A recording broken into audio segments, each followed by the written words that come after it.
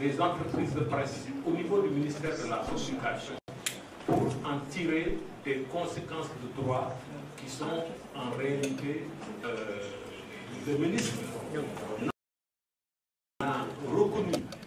Je mets reconnu entre guillemets que l'existence de 111 médias, en plus de ça, il a donné un ultimatum. Ils ne se mettront pas à jour dans les 72 heures que ces entreprises de presse-là n'auront pas existence légale sur le territoire sénégalais.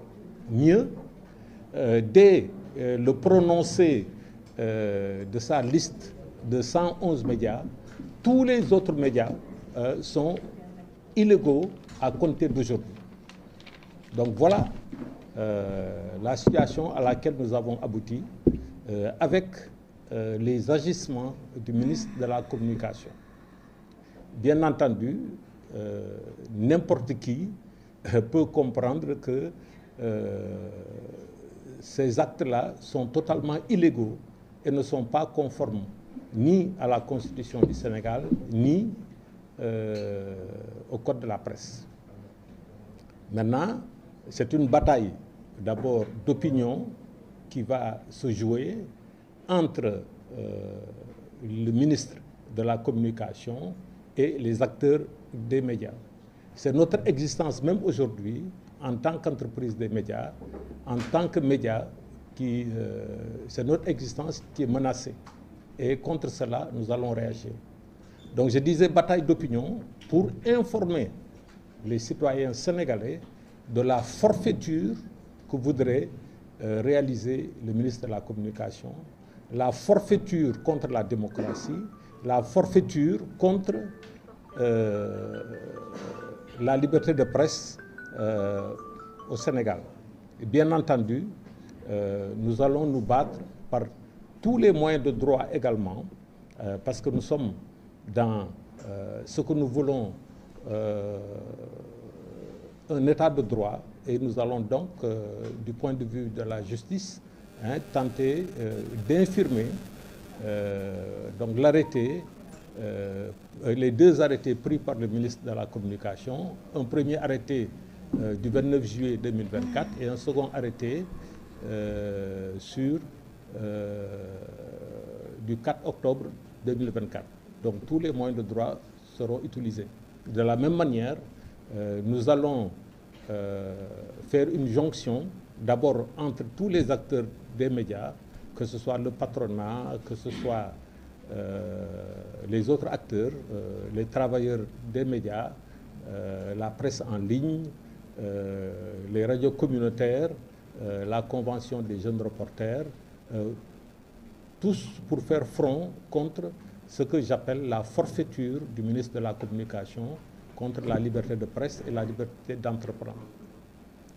Je disais tantôt qu'il y a une confusion énormissime faite par le ministre de la Communication.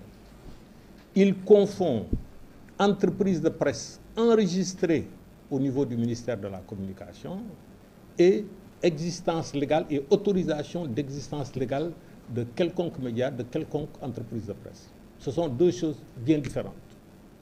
L'enregistrement des médias au niveau du ministère de la Communication permet à l'État du Sénégal de dire quelles sont les entreprises commerciales qui peuvent avoir le statut d'entreprise de presse. En octroyant ce statut d'entreprise de presse aux médias et aux entreprises qui sont enregistrées au ministère de la Communication, ces entreprises de presse pourront bénéficier des subventions de l'État et de la même manière pourront donc accéder au marché publicitaire de l'État. Il ne s'agit pas, à la place de l'enregistrement, de valider une existence légale ou pas.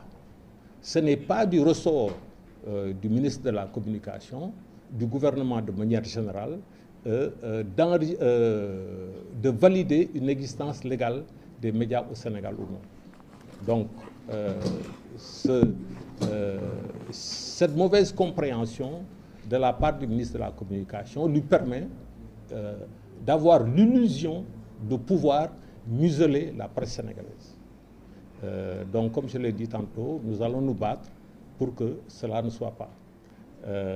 L'ultimatum de 72 heures qui a été donné par le ministre de la Communication, ultimatum assorti du fait qu'il demande au CNRA,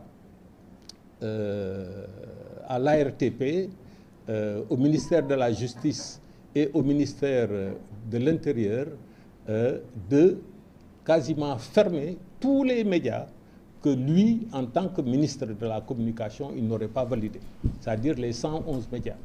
Et parmi les 111 médias, il y a beaucoup d'entreprises de presse, beaucoup de médias qui ont pignon sur rue depuis plusieurs années et qui sont même antérieurs à l'adoption du Code de la presse de 2017, qui ne sont pas aujourd'hui reconnus, entre guillemets, par le ministre de la Communication. Donc, c'est en réalité toute la procédure, tout l'écosystème des médias qui est aujourd'hui totalement bouleversé par des positions qui, il faut le dire de manière objective, sont des positions politiques contre les médias au Sénégal. C'est une sérieuse, ce n'est non plus une menace même, cette menace-là maintenant est devenue une réalité avec les agissements du ministère de la Communication. Donc, voilà camper le problème. Okay. Je vais donner la parole à Maïmouna Ndour Faye pour la version en Wolof et après répondre à vos questions.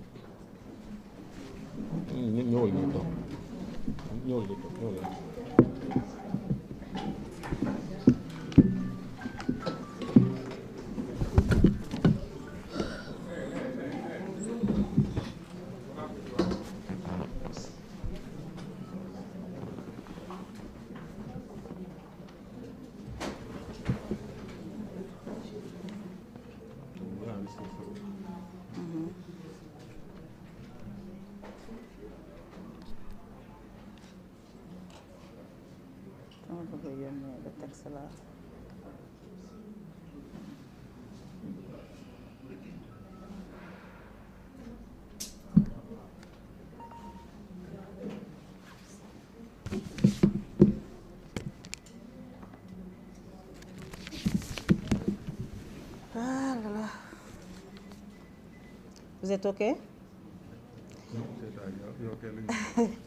ñu ngi leen di jaajëfal ci teewaay bi